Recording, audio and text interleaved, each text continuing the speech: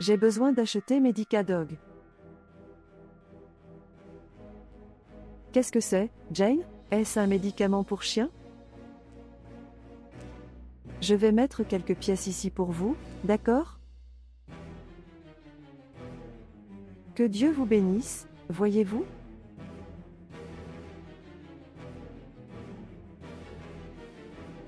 Allons-y, n'est-ce pas? Je pensais que j'étais trop tard, mais je ne pense pas que ce soit le cas. Non. Bon après-midi. Bon après-midi. Bon après-midi. Bon après-midi. Bienvenue dans l'interview. Merci beaucoup. La personne responsable de votre entretien, il a eu un imprévu et vous appellera. En attendant, vous pouvez vous mettre à l'aise. Ils ont une collation simple pour vous, mais nous l'avons préparée avec toute l'affection. Merci beaucoup. Merci beaucoup pour la gentillesse. Rien, même comme une façon d'accueillir l'entreprise. La gratitude, d'accord? Merci. N'importe quoi, appelez-le, d'accord? Merci. Rien. Oh, comme c'est beau, si affectueux. Celui-ci doit être affamé. Ouam, vous voyez le visage? Il n'a rien mangé, mais c'est très bon. Mangez beaucoup, car de cette façon, vous ne vous casserez pas. Mais il y a des gens qui n'ont même pas de choses simples à manger. Oui, comme vous. Je ne sais même pas ce que tu fais ici. Je suis aussi venu concourir pour le poste vacant, tout comme vous. Oh, quelle blague. On dirait ces feuilletons télévisés que nous voyons. Vous savez, cela ressemble à une blague.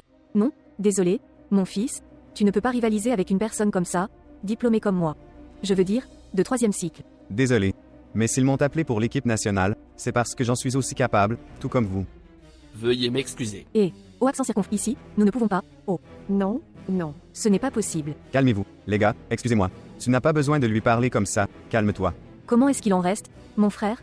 Voici le truc, regardez, c'est une entreprise sérieuse. Nous ne supportons pas les gens comme vous. Sors d'ici. Attendez, vous n'avez pas besoin de lui parler de cette façon, les gens. S'il vous plaît. Ce n'est pas dans notre vie, d'accord, mon fils? Regarde, vous n'êtes pas les bienvenus. Vous salissez l'environnement. Vous demandez, sortez d'ici. Avant de travailler, laissez-le. Avec tout le respect que je vous dois, avec tout le respect que je vous dois. Je bandage de l'estomac. Les gens, s'il vous plaît. Les gars, mon Dieu au ciel, quelle belle chose à propos de ce baiser. Faisons ce qui suit. Regardez, mais, prends. Pouvez-vous résoudre ce problème-là aussi? Quel mensonge, c'est prendre tout. Dépêchez-vous, allons-y. Personne ne le manquera. Vous ne manquerez à personne, mais ils partiront vite, sinon la sécurité peut intervenir et vous maltraiter aussi. Obtenez-le vite, c'est bon. Oh, comme c'est dégoûtant. Bon appétit. Profitez-en et suivez-le, d'accord? Mère Teresa pour vous calculer, n'est-ce pas? Mais non. Défenseur des voitures ouvertes. Emma, émeu. Endossement? Chacun avec ses propres problèmes. Il ne doit pas le savoir, non. Cher candidat. J'espère que tout le monde s'est amusé à la pause café. Absolument. Le moment arrive. Monsieur Alberto est déjà arrivé dans l'entreprise. Et, dans peu de temps, il sera parmi nous. Vous pouvez parler, monsieur. Quel est votre nom? Je m'appelle Carole. D'accord? Monsieur, juste une minute, s'il vous plaît, avant que monsieur Alberto n'entre. L'interview a commencé, n'est-ce pas? J'ai besoin de vous poser une question. Claire. Vous considérez-vous comme des gens généreux? Des gens qui veillent sur les autres? Waouh, je suis une personne très généreuse. J'ai étudié dans les meilleures écoles. Je vais à l'église catholique tous les dimanches, je suis une très bonne personne, très bonne. J'adore faire des dons, donner ce que je n'utilise plus, bien sûr. Mais voilà, je suis prêt pour ce rôle. Et bientôt je serai le manager, c'est sûr. Oui, nous avons exactement besoin d'un directeur commercial très généreux. Ou un directeur commercial très généreux. Je peux vous assurer et vous assurer. J'ai une éducation de qualité. Mon grand-père est un étouffement créé de manière très rigide et sévère pour respecter les autres. Je respecte beaucoup de gens, y compris le mien, je n'ai même pas de dépendance et il y a plus. Je pense que j'ai une organisation très fondamentale. Donc, j'ai beaucoup à ajouter à cette entreprise. Oui, mais quel est votre nom? Je suis désolé, Madame Larissa, par l'ordre des facteurs et l'organisation de tous, le temps de parole était le vôtre. Yvan. C'était celle de monsieur Yvan. La dame a parlé à sa place, mais sans aucun problème. Vous êtes désolé, l'anxiété du moment, n'est-ce pas, monsieur Yvan? Vous considérez-vous comme une personne généreuse? Eh bien, je ne sais pas si je suis aussi généreuse que mes collègues, parce que, comme elle l'a dit, elle n'a jamais eu de vice, elle ne s'est jamais impliquée dans la mauvaise chose. Mon autre collègue, si bien, a étudié dans des endroits importants. J'ai déjà donné beaucoup de travail à mes parents dans ma vie. Je me suis impliqué dans ce que je n'aurais pas dû. Imaginez. Je suis désolé. Mais, bien sûr, j'ai eu le soutien par la suite. J'ai réussi à changer beaucoup de choses et j'ai pu revenir sur le marché du travail. Maintenant, je ne suis au chômage que parce que l'entreprise n'a plus besoin de mes services. Maintenant, étant une bonne personne, compte tenu de ce que j'ai entendu, je ne sais pas. Je le crois. Oui, les gens autour de vous vous diront si vous êtes ou n'êtes pas une bonne personne, n'est-ce pas, monsieur Yvan? Je vous souhaite bonne chance, monsieur Alberto le savent. Monsieur Alberto.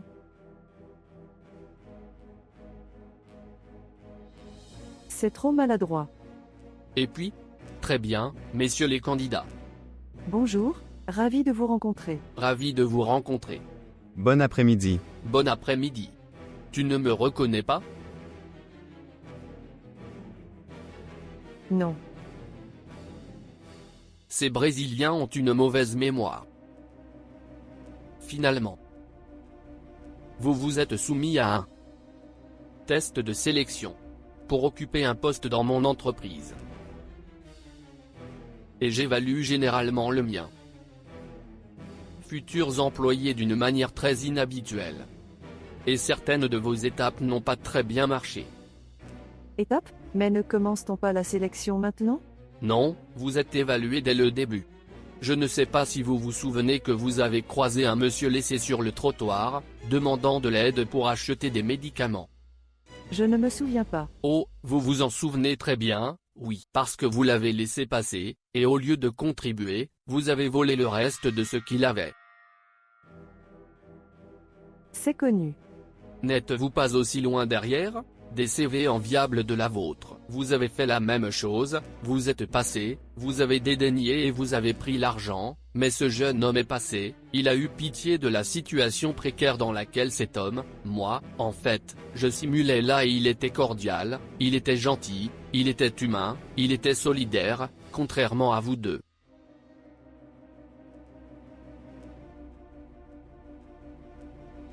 J'ai pris l'argent pour acheter les médicaments dont il avait besoin. Et cela n'a pas suffi à vous dédaigner. Je pense que vous allez avoir besoin de cet argent. Vous n'êtes pas obligé de le faire, et le dédain n'a pas suffi. Vous êtes tout de même passé par une deuxième étape. Quand vous êtes arrivé ici à l'entreprise, vous avez rencontré une fois de plus cette pauvre personne, cette pauvre créature, qui me disait qu'il était arrivé ici, qu'il voulait une collation comme celle-là, un peu de nourriture, une petite chose stupide, et vous, encore une fois, vous avez laissé l'égoïsme parler plus fort.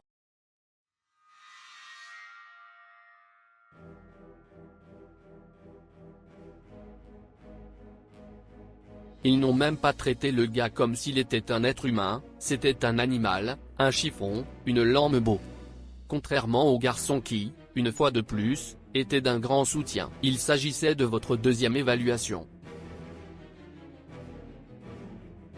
Vous voulez connaître la troisième évaluation? Je n'aime pas cette idée. Je pense que c'est contraire à l'éthique. Je trouve cela merveilleux. La troisième évaluation portait sur le traitement des employés de l'entreprise. Vous venez d'ignorer une jeune femme qui faisait un travail de service général.